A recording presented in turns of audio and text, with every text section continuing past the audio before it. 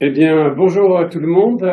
Michael Sinatra, un grand plaisir de vous retrouver ce matin pour notre 4e séance du projet de développement partenariat Nouvelle Réflexion sur les éditions critiques en contexte numérique, un projet financé par le CASH. Aujourd'hui, c'est donc pour vous rappeler, le projet a été subventionné pour 3 années par le CRSH avec 21 chercheurs qui proviennent de 4 pays et 5 centres de recherche et un éditeur qui est associé au projet. Nous avons eu donc cette année 5 séances de travail, d'abord l'Université de Montréal et Ryerson à l'automne, l'Université d'Ottawa, et aujourd'hui nous avons le plaisir d'entendre nos collègues de l'Université de Trier. Au printemps 2022, spécifiquement le 4 avril, nous aurons une séance avec 2 de nos chercheurs qui présenteront leurs travaux, Dino Feluga et Ilona Galeron. Et en septembre 2022, nous aurons notre premier colloque du projet avec une vingtaine de chercheurs qui viendront à Montréal à la fin du mois de septembre. Et aujourd'hui, le diapo. Nous avons donc le plaisir d'entendre nos collègues Claudine Moulin et Christophe Chauss, qui sont tous les deux co-directeurs du Centre d'Humanité Numérique à Trier, à nous parler de leur projet. Donc, à toi, Claudine. Alors, bonjour tout le monde. Voilà, mon nom est Claudine Moulin de l'Université de Trèves et nous avons une petite présentation pour vous avec Christophe Chauss, qui dirige avec moi le Trier Center for Digital Humanities. En fait, ce que nous voulions faire aujourd'hui, c'est présenter le centre comme les collègues l'ont fait dans les réunions avant. Et puis, on va se concentrer un peu sur nos travaux dans le domaine de l'édition digitale, puisque c'est aussi le sujet de notre coopération. Et en fait, aussi de ce qu'on peut faire avec des textes une fois qu'ils ont été édités. Voilà ce qu'on avait pensé faire avec vous aujourd'hui. Une pensée peut-être de nous tous vers la situation en Ukraine. Nous sommes tous un peu choqués de ce qui se passe au centre de l'Europe et nos pensées sont avec les collègues qui fuient pour le moment non seulement l'Ukraine, mais aussi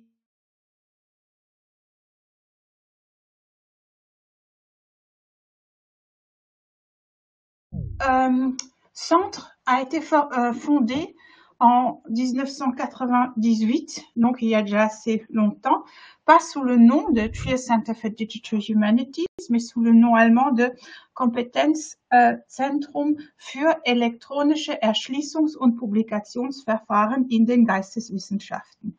Un titre très baroque, centre de compétences pour des méthodes électroniques d'analyse et de publication dans les humanités. Voilà le titre que nous avons lorsque le centre a été fondé il y a plus de 20 ans maintenant. Notre financement, dès le début, était par le Land de Rhénanie-Palatinat et l'Université de Trèves. Et tout au début, le Kompetenzzentrum était lié à la faculté d'études allemandes. Et puis, à partir de 2014, il a été refondé comme centre de recherche de l'université. Et nous sommes très fiers que depuis 1 an, notre centre de Digital Humanities est un centre universitaire de recherche qui n'est plus dépendant d'une faculté, mais qui est une unité à part entière de l'université, donc qui a un statut spécial au sein de l'université. Nous avons pour le moment 30 chercheurs et chercheuses de diverses disciplines qui sont reliées à notre centre et nous avons eu la grande chance de pouvoir pérenniser toute une série aussi de postes au sein de notre centre. Nous avons une direction scientifique avec 2 personnes, donc Christophe et moi, et nous avons 2 managing directors qui reflètent aussi notre philosophie, c'est-à-dire de travailler au même niveau, de façon interdisciplinaire entre les sciences informatiques et les humanités. Donc, Dr Claudia Bamberg est littéraire et Dr Thomas Bosch est informaticien. Nous avons conduit depuis la fondation du centre plus de 100 projets de recherche en humanité numérique qui ont été financés par de grandes aussi financements tiers des financements de l'État allemand, mais aussi des communautés européennes, ainsi que des académies des sciences en Allemagne, mais aussi à l'étranger. Alors, nous avons plus de 150 partenariats de recherche nationaux et internationaux. Vous voyez ici une petite visualisation de tous nos, enfin, de notre scopus avec nos collaborations qui vont jusqu'au Canada et aux États-Unis, mais aussi en ce qui concerne par exemple la rétrodigitalisation. Nous travaillons avec une école en Chine et aussi un groupe de femmes en Chine qui travaillent dans ce domaine. En France, pour nos collègues français, nous avons des coopérations avec le HESS et l'École pratique des hautes études, ainsi qu'avec l'Université de Montpellier et d'autres aussi. Voilà, qui sommes-nous? Nous avons aussi, voici notre équipe. Il faisait encore froid lorsque nous avons pris notre photo. Nous avons aussi, à part la recherche et les projets que nous avons avec des partenaires et nos propres projets, nous contribuons aussi à la formation scientifique avec des bourses pour les doctorants et des postdoctorants. Nous avons des bourses ouvertes pour le moment. Et aussi, depuis 2014, nous avons un Master of Science, pas un Master of Arts, en Digital Humanities. Nous avons fait le choix conscient d'offrir un Master of Science en Digital Humanities pour aussi motiver des étudiants qui auraient fait un Bachelor en sciences informatiques à venir nous rejoindre et donc à faire ce Master avec nous. Et je crois que pour eux, c'est très important d'avoir un Master of Science. Et pour nos Bachelor of Arts, c'est aussi quelque chose de très spécial à la fin d'avoir un Master of Science in Digital Humanities. Alors, quels sont nos domaines d'activité? Nous travaillons de manière interdisciplinaire dans et pour les sciences humaines. Nous développons des méthodes en sciences informatiques et numériques depuis plus de 20 ans. Dans les sciences humaines et nous essayons de sauvegarder le patrimoine culturel avec des méthodes en Digital Humanities, un patrimoine culturel que nous ne voyons pas seulement comme textuel, mais aussi en tant qu'objet. Et nous essayons de développer des nouvelles méthodes de recherche pour développer des nouveaux questionnements aussi à partir de ces corpus que nous créons. Et ce que nous avons fait depuis le début, depuis 1998, nous essayons de trouver des nouvelles formes de publication pour les sciences humaines et donc nous avons aussi contribué largement aussi au TEI, au développement de TEI par exemple, mais aussi au développement de l'idée de l'open access et du motto Changing Publication Cultures in the Humanities. Et là, nous travaillons avec des organisations nationales et internationales en Digital Humanities, comme l'EADH, l'Association européenne des Digital Humanities, l'ADHO, internationale, DARIA, mais aussi avec Humanistica, par exemple. Là, vous avez une petite liste des disciplines qui sont représentées par les projets de notre centre. Ça commence par l'égyptologie, les études allemandes, les études anglaises, mais aussi l'histoire de l'art, les lettres romanes, et la mathématique, la musicologie, la philosophie, la slavistique, et aussi la turcologie même, et le yiddish. Donc nous avons un large spectre de disciplines qui sont présentes dans notre centre et dans les projets que nous faisons dans ce centre. L'idée directrice, c'est de créer un lien paritaire entre les sciences humaines et l'informatique pratique, c'est-à-dire que nous avons vraiment des collaborations intenses avec l'informatique et la mathématique, mais aussi avec le droit digital, dont nous avons aussi une chaire de droit digital qui est liée à notre centre. Nos spécialités, nous ne faisons pas tout, mais nous avons des spécialités que je vais vous présenter tout de suite, sont surtout situées dans le domaine de la Digital Philology, des Digital Cultural Studies, du Semantic Data et des systèmes logiciels pour les humanités.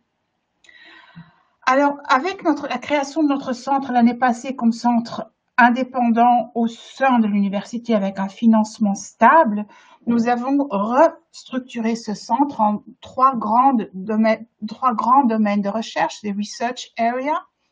La première research area, c'est la Digital Edition and Lexicography, qui va peut-être nous intéresser un peu plus aujourd'hui, avec le 3.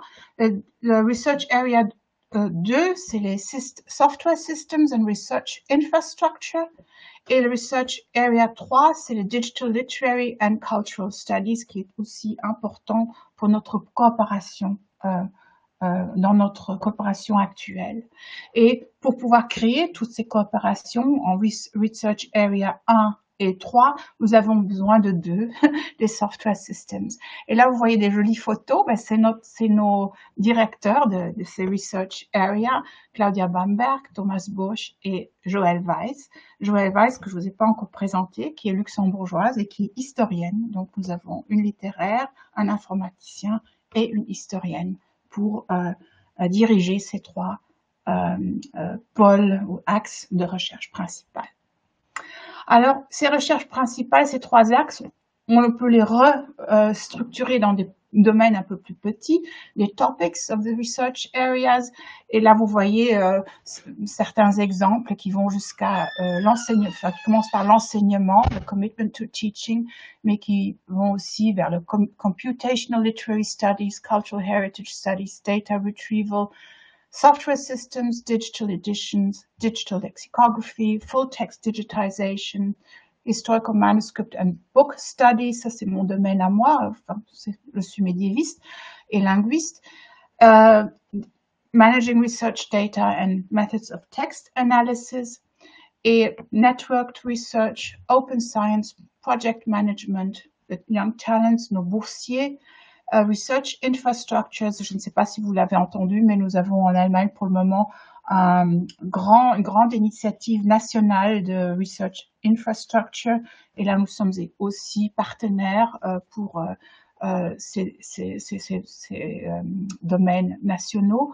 La science communication, typography, pour la publication, nous essayons aussi de créer des espaces où la typographie joue aussi un rôle dans le digital, mais aussi dans le print que nous pouvons aussi créer à partir du digital, et les technologies web, bien sûr. Alors, en fait, on voulait seulement vous présenter quelques projets phares pour que vous puissiez un peu nous connaître un peu plus. J'aimerais bien commencer pour la Research Area 1 avec la Digital Lexicography et vous montrer un projet. C'est le projet que moi dont j'ai fait la connaissance, qui avait déjà été préparé au moment où je suis venue à l'université en 2002-2003.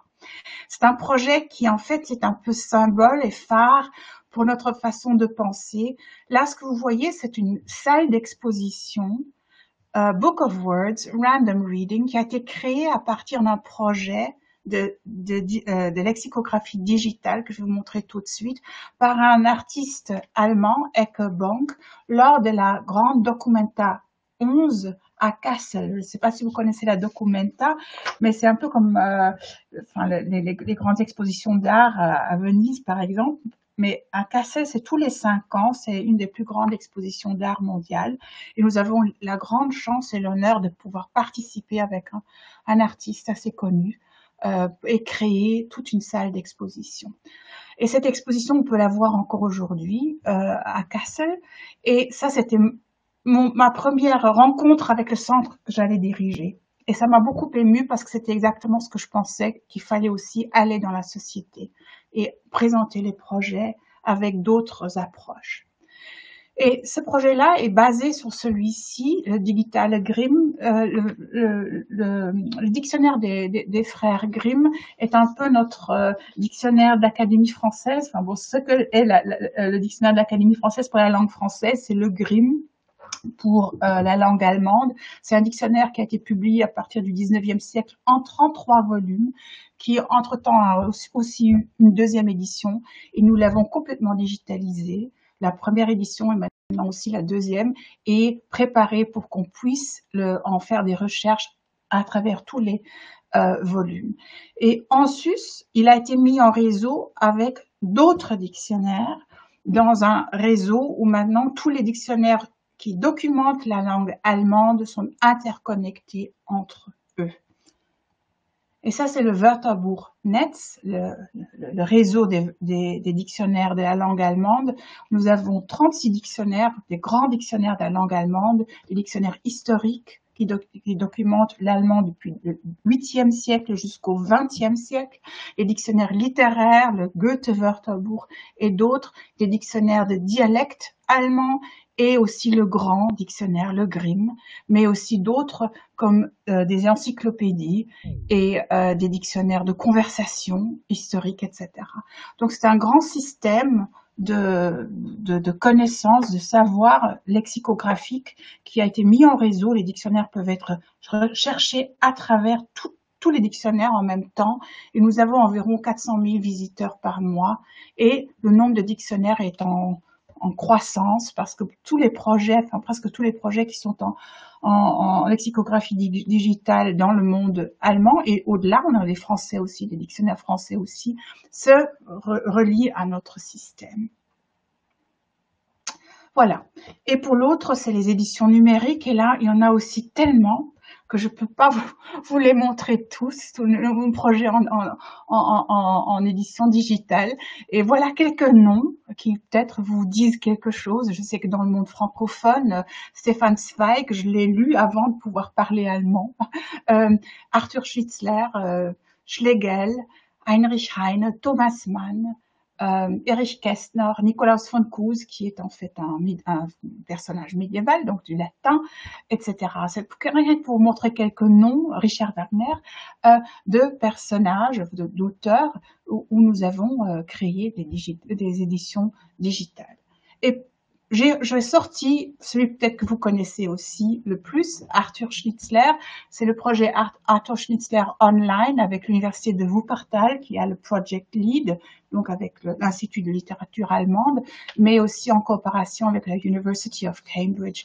Et ce projet est en fait quelque chose de très très spécial et qui nous tient à cœur parce qu'il n'y a pas seulement que l'édition des textes et des manuscrits et des typoscrits de Arthur Schnitzler en tant qu'écrivain, écrivain autrichien, mais aussi ses films et ses photos, les films qui ont été faits sur ses œuvres, etc. Donc il y a quand même une approche multimédiale, de multimédialité, la pensée qu'une édition peut être plus que des lettres en fait, hein, plus qu'un alphabet, mais aussi tout ce qui est autour.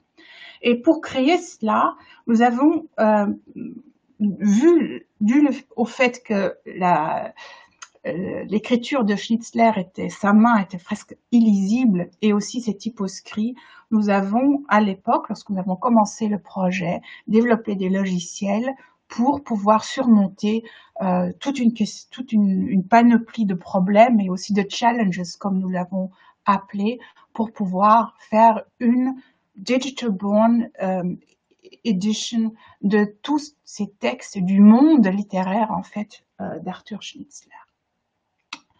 Donc c'est une édition critique et historique plus multimédiale. Et là vous voyez un peu le problème que nous avons. À gauche vous avez un manuscrit, je crois que c'est Fräulein Ilse, et à gauche, vous avez le manuscrit qui est presque illisible. À droite, vous avez le typoscrit avec les corrections aussi de la main de l'auteur. Et maintenant, se pose la question, comment faire une édition critique et historique de ces documents-là, les documents qui sont en partie à Cambridge. Et nous avons développé pour cela un système qui s'appelle Transcribo, qui a été créé avant que Transcribus, plus ancien que Transcribus, un projet de collègues pour des manuscrits médiévaux, mais notre projet à nous, notre logiciel Transcribo est surtout basé sur la philosophie que la personne qui fait des éditions littéraires doit avoir un système qui lui permet de travailler très confortablement en réseau avec d'autres chercheurs et faire des éditions vraiment sur mesure en ce qui concerne aussi le corpus, mais aussi les demandes du projet. Alors vous voyez, nous travaillons, et là on voit un typoscrit, nous travaillons sur une image. À gauche, vous la voyez, et il y a une reconnaissance des mots, et là on peut aller sur l'image et corriger, et taper la transcription. Et quand il y a des choses qui ne sont pas claires, est-ce que maintenant là au milieu on voit FIR ou MIR, on peut faire des annotations et on peut aussi communiquer dans le réseau avec les autres du projet. Ce qui est très très bien, par exemple, quand il y a un mot qui est illisible, et il y aura des logiciels aussi pour calculer peut-être le mot qui est écrit là. Donc ça, c'est quelque chose qui maintenant est adapté dans beaucoup d'autres projets aussi en dehors de notre centre. Nous avons de plus en plus de demandes parce qu'on peut vraiment travailler sur l'objet et à ce moment-là, ce travail avec le logiciel qui est derrière, on va pouvoir créer une édition en ligne, mais aussi pour la publication. Alors, on peut vous montrer des détails par après. Alors, ce Transcribo est dans une plateforme de recherche virtuelle pour les humanités que nous appelons FUD, qui a été développée avec des fonds de la Deutsche Forschungsgemeinschaft, donc du Fonds national de recherche allemand, et qui, avec le e-Service Center, Science Center de l'Université de Trèves et le TCDH. Et c'est une plateforme qui maintenant a déjà été employée avec beaucoup d'autres projets aussi. C'est indépendamment de ce qu'on veut faire. On peut faire une édition digitale, mais aussi autre chose. Et l'idée, c'est qu'on puisse travailler ensemble, en collaboration, avec des groupes qui sont dispersés sur des continents, dans des pays différents, et en partant des données qu'on a, des images ou des objets analogues, jusqu'à la publication, tout sera mis dans cette plateforme virtuelle de recherche et on pourra travailler ensemble. Et l'idée, là, vous voyez encore, l'idée, ça va dans le sens de la montre. Donc, je ne sais pas si vous voyez ma souris. On commence par les métadonnées des objets qu'on a. On peut, si on fait une édition digitale, transcrire avec Transcribo, par exemple. Là, vous voyez une transcription. On peut collationner, on peut faire un commentaire de la transcription, on peut faire des registres, des index, etc. On peut rédiger, tout ça avec des logiciels qui sont connectés aux standards internationaux. Là, vous avez les données là dans le centre au milieu, et on peut faire une rédaction, et puis on peut soit publier en ligne avec un front-end approprié, soit préparer l'édition print qui est aussi possible dans le système. Et tout ça est compatible avec d'autres ressources externes et permet donc aussi de faire un project management, et on peut attribuer des droits soit au groupe entier, soit à des teams spécialisés, etc. Donc c'est le workflow, l'idée principale de comment ça fonctionne.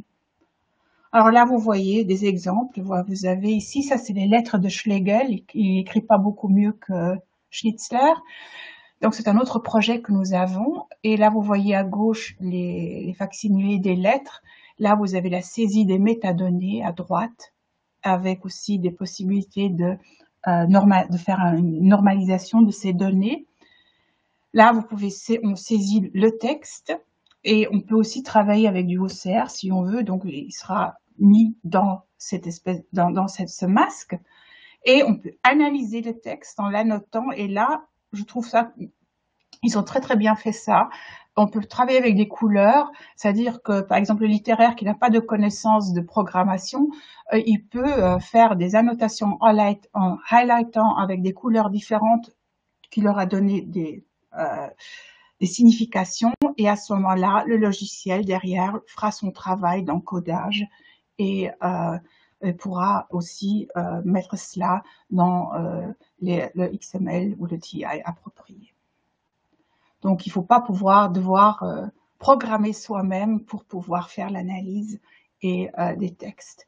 Et on peut faire des connexions avec des ressources externes aussi. Là, vous voyez maintenant à gauche le texte, et avec l'édition, et aussi des hyperlinks vers des ressources externes comme des Digital Archives, the Getty Thesaurus of Geographic Names ou d'autres aussi. Et à droite, vous voyez déjà l'indexation et au milieu, le facsimilé. Donc, il y aura toujours moyen de regarder les différents niveaux aussi de l'édition. Voilà, autant ça sera un tout petit, une petite vue dans notre travail pour l'édition digitale. Et là, je donne la parole à Christophe pour le Project Research Area 3. Oui, très volontiers. Merci Claudine. Donc, je parlerai un tout petit peu du domaine de recherche 3 du TCDH, qui est dédié aux études littéraires et culturelles avec les méthodes numériques. Ceci inclut les Computational Literary Studies, mais aussi des projets dédiés à des matériaux non uniquement textuels, comme les manuscrits, les diapositives historiques de lanternes magiques, ou même les étiquettes de vin, de bouteilles de vin. Et je commence avec un exemple de projet qui concerne les matériaux textuels, mais pas uniquement textuels. Et donc, c'est le projet sur le scriptoire virtuel de Saint-Matthias. Il s'agissait dans ce projet de reconstruire virtuellement l'ensemble des manuscrits qui sont dispersés aujourd'hui, qui constituaient le fond de cette bibliothèque de monastère à Trèves. Et donc, un total de 500 codices ont pu être identifiés et en très, très grande partie numérisés, provenant de 25 endroits différents. Et donc là, c'est une collaboration avec la bibliothèque de la ville, le TCDH et un partenaire de projet à Darmstadt.